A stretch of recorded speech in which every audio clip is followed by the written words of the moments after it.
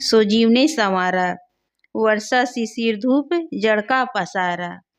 वर्षा शिशिर धूप जड़ की क्रिया है, कभी प्रिय लगती कभी अप्रिय है। क्षीण भिन्नता है, अनियमित क्रिया है, हवा आब आतस जमी जड़ मृिया है। तो सद्गुरु कहते हैं कि जितनी सृष्टि प्राणधारियों की है वह जीवों के कर्म संस्कार अनुसार बनी है और गर्मी वर्षा और ठंडी ऋतुओं का परिवर्तन तथा जड़ तत्वों के गुण क्रियाओं से है।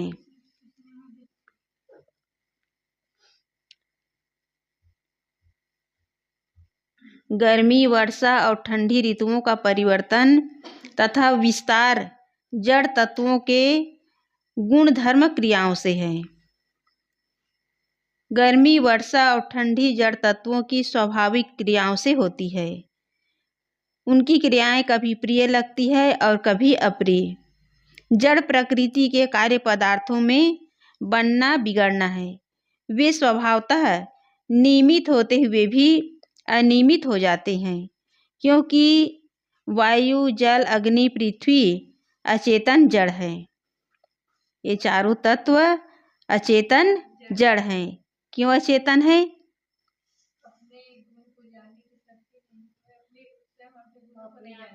क्योंकि जड़ में चेतना नहीं है, जड़ में जानने का ज्ञान नहीं है, शक्ति नहीं है।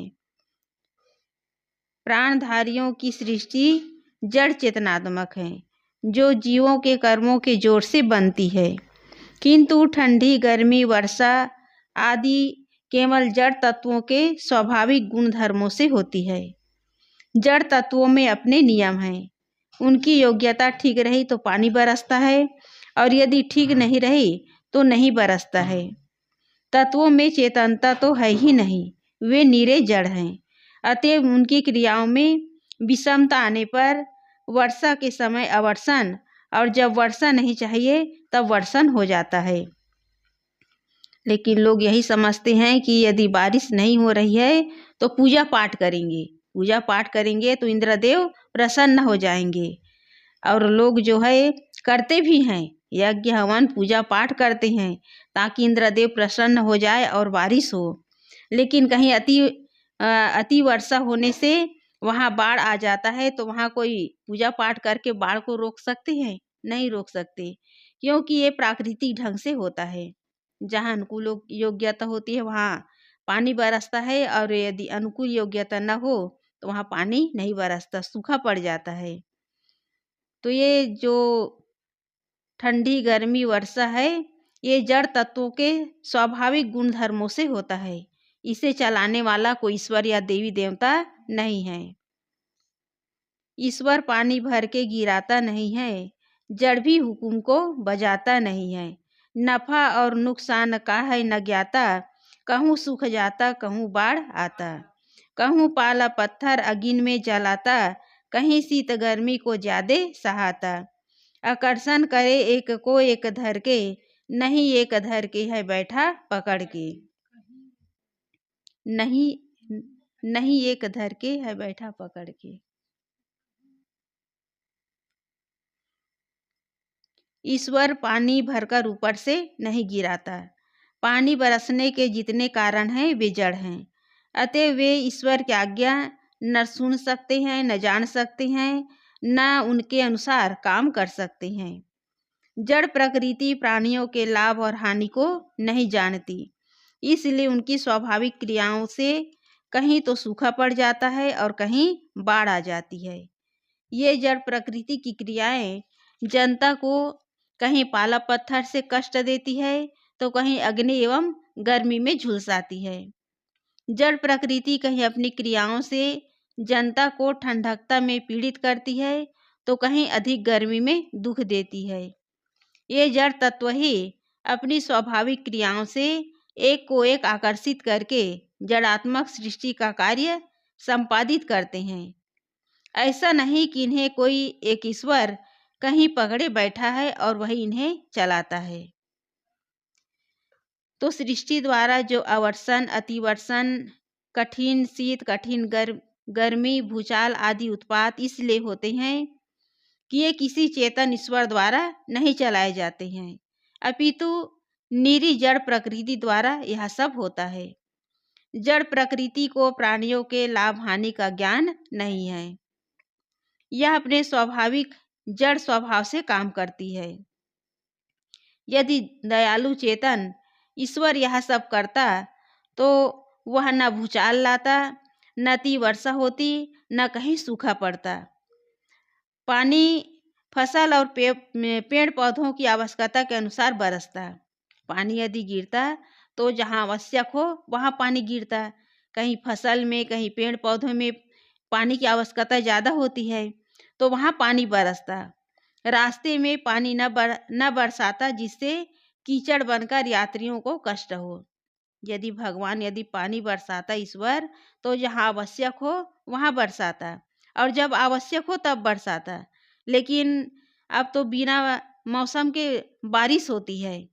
गर्मी में, ठंडी में, बरसात में तो होती है, ठंडी गर्मी में भी बारिश होती है, बिना मौसम के बारिश होती है। तो ईश्वर जो है कहीं बारिश करने वाला नहीं है, पानी बरसाने वाला नहीं है। यह तो प्रकृति के अनुसार होता है। प्रकृति में यदि अनुकूल योग्यता होती है तब जो है बारिश होती है। तो यहाँ गुरुदेव जी कह रहे हैं कि यदि कोई पानी बरसाता, ऊपर में बैठ कर के कोई पानी बरसाता, तो रास्ते में पानी न गिराता, क्योंकि रास्ते में पानी गिरता है तो कीचड़ हो जाता है और आने जाने वालों को कष्ट होता है। तो ऐसा कोई करने वाला नहीं है। यह मनोरम ठंडी गर्मी करता। यदि ईश्वर यदि तीनों ऋतुओं को यदि चलाता तो ज़्यादा ठंडी ना होती और ज़्यादा गर्मी भी न पड़ती, परंतु ऐसा नहीं है। अपितु यह सब जड़ प्रकृति द्वारा होने से प्राणियों को कष्ट होता है। पृथ्वी, जल, अग्नि तथा वायु जड़ तत्वों के परमाणुओं में स्वाभाविक क्रिया है। इसके परमाणु परस्पर मिलकर असंख्य कार्य पदार्थ बनाते हैं। इन तत्वों में परस्पर आकर्षण विकर्षण है। पिंड ब्रह्मांड के समस्त कार्य पदार्थ जड़ तत्वों के खेल है। इनका निर्माता या व्यवस्थापक कोई ईश्वर इन्हें पकड़कर नहीं बैठा है। तो इस प्रकार जो भी जड़ तत्वों द्वारा जो भी क्रियाएं हो रही है वो स्वाभाविक ढंग से हो रहा है। इसे चलाने वाला कोई ईश्वर या देवी देवता नहीं है। वायु, अग्नि, जल, पृथ्वी सब गुणी हैं। इनमें क्रिया शक्ति देखो बड़ी है। वायु, अग्नि आग को खींच ऊपर चढ़ाते हैं, धर के चढ़ाते हैं, धीरे से आते हैं उतर। तत्वों में सब शक्ति है पूर्णकारी, नहीं ज्ञान रहता है ताते अनारी। वायु, अग्नि, जल तथा पृथ्वी ये चारों तत्व अपने गुणों से संपन्न हैं। इनमें क्रिया और शक्ति बलवान है। वायु और सूर्य की किरणें जो अग्नि रूप हैं, ये जल कणों को ऊपर खींचकर आकाश में चढ़ा देती हैं। फिर प्रकृति की अपनी अनुकूल योग्यता पाकर आकाश में उनके बादल बनते हैं और धीरे से नीचे उतरकर वही जल वर्षा के रूप में पुनः धरती पर आ जाता है। पृथ्वी, जल, अग्नि और वायु इन चार मूल जड़ तत्वों में कार्य पदार्थ बनने की सारी शक्तियां भरी है। इनमें ज्ञान गुण नहीं है, इसलिए ये अचेतन है।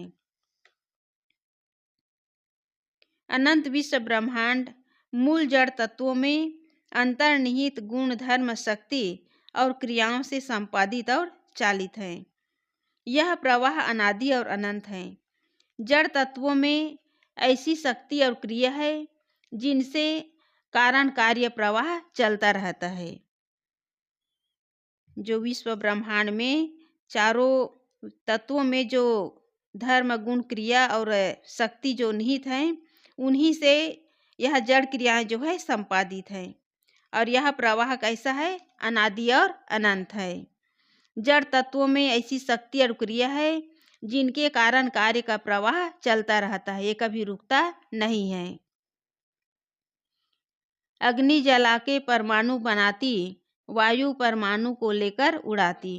रसायन शक्ति जल में बखाना सारे परमाणु को लय पिंड बांधा। चारों तत्व मिलके पृथ्वी देख पड़ती, इनमें नहीं कुछ भी देखो कुदरती। चलन और बलन शक्ति धामन पसारन, गिराने उठाने में वायु है कारण। शब्दादि स्पर्श वायु में देखो, आकाश में एक अवकाश लेखो। तो सद्गुरु कहते हैं कि अग्नि पदार्थों को जला देती है और पदार्थ परमाणु रूप में हो जाते हैं। वायु उन्हें लेकर उड़ा देता है। जल रस युक्त है, अतएव वह अन्य तत्वों के जड़ कणों को पिंड रूप में बांध देता है। पृथ्वी के साथ अन्य 3 तत्व जल, अग्नि और वायु हैं। ये प्रत्यक्ष दिखाई देते हैं। इनमें कुछ ऐसा नहीं जिसका कारण कर्ता अलग ईश्वर खोजना पड़े। वायु स्वयं तीव्र गति वाला है, अतएव वह दूसरे प्राणी पदार्थों के चलने, बल देने, दौड़ने, फैलाने, गिराने, उठाने आदि में शक्ति देता है और उनकी क्रियाशीलता में कारण बनता है। वायु में स्पर्श गुण है और स्पर्श से ही शब्द उत्पन्न होते हुए जाने जाते हैं। आकाश को देखा जाता है कि वह केवल अवकाश मात्र शून्य है।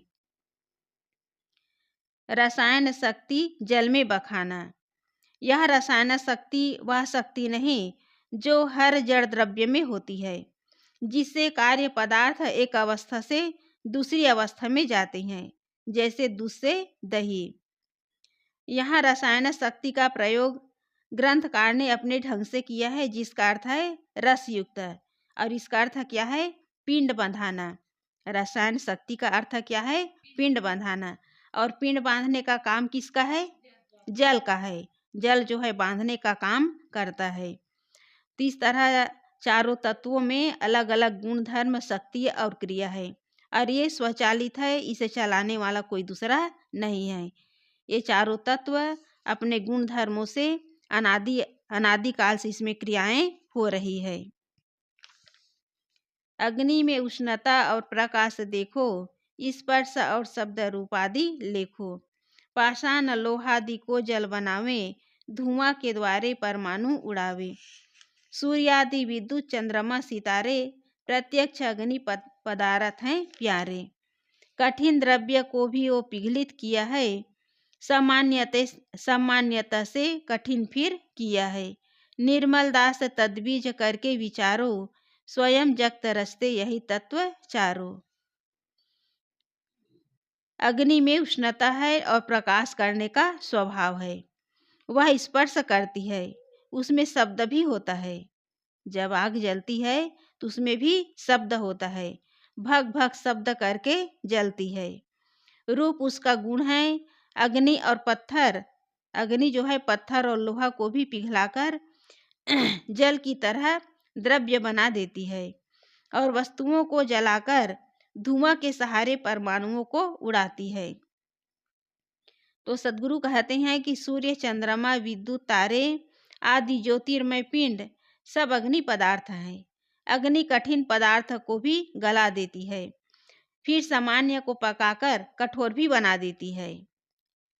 ग्रंथकार कहते हैं कि पारखी संतों से निर्देश लेकर विचार करो। ये पृथ्वी, जल, अग्नि और वायु चारों तत्व स्वयं संसार के कार्य पदार्थों का निर्माण करते हैं। चारों तत्व हैं तो चारों तत्वों को लेकर के संसार में जितने भी कार्य पदार्थ हो रहे हैं, निर्माण कार्य हो रहे हैं, ये इन्हीं के सहयोग से हो रहे हैं। सूर्य आदि विद्युत, चंद्रमा, सितारे अग्नि प्रत्यक्ष पदार्थ हैं प्यारे। विद्युत और सूर्य तो अग्नि पदार्थ हैं।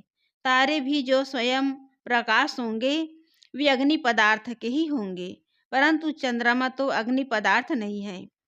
ग्रंथकार ने यहाँ कहने की सहज शैली में समस्त चमकीले पदार्थों को अग्नि पदार्थ कह दिया है। मुख्य बात है ये चारों तत्व ही संसार के कार्य पदार्थ के बनने में कारण है, कोई काल्पनिक देवता नहीं है। तो यहाँ ग्रंथकार गुरुदेव जी का भाव यही है कि मनुष्यों को अंधविश्वास से ऊपर उठने का प्रयास करना चाहिए।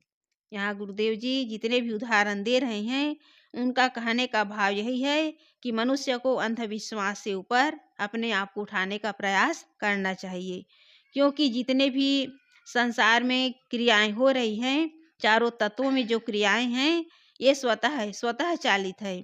इसे चलाने वाला कोई ईश्वर या देवी देवता नहीं है। न कहीं सूखा कर सकता है, न कहीं पानी बरसा सकता है, न कोई भूचाल ला सकता है। ये सब प्राकृतिक ढंग से होती हैं। इसे चलाने वाला कोई ईश्वर या देवी देवता नहीं है।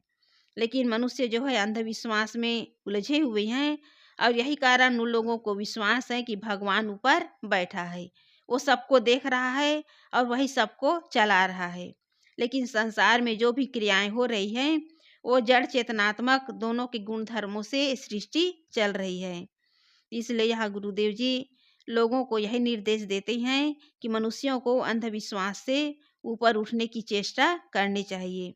ये सारी बातें जो हैं, ये प्राकृतिक ढंग से हो रहा है। इसे चलाने वाला कोई ईश्वर नहीं है। लेकिन लोग जो हैं अपने ऊपर कोई कर्ता धर्ता मान करके केवल अंधविश्वास में उलझे हुए हैं। तो यहाँ कहने का भाव यही है कि इस संसार में कोई ईश्वर नहीं है, न कोई देवी देवता है जो इस सृष्टि को चला सके। सृष्टि को चलाने के लिए किसी अद्भुत या शक्ति की आवश्यकता नहीं है। यह अनादिकाल से चल रहा है और ये चलता रहेगा, इसे कोई रोक नहीं सकता।